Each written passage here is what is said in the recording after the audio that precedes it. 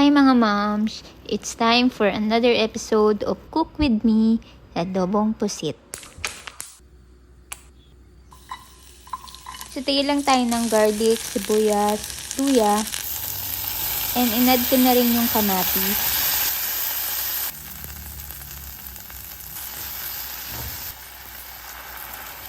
Nag-add lang ako ng toyo at asukal. Hindi ko lang na-film pero nag-add din ako ng suka. Inad ko na rin yung pusit. Yung iba, ini-slice-slice pa yung pusit, pero nasa sa inyo naman kung ano yung gusto nyo. Diba? Char. Nag-add rin ako ng konting tinta ng pusit, pero ayun, optional lang din to.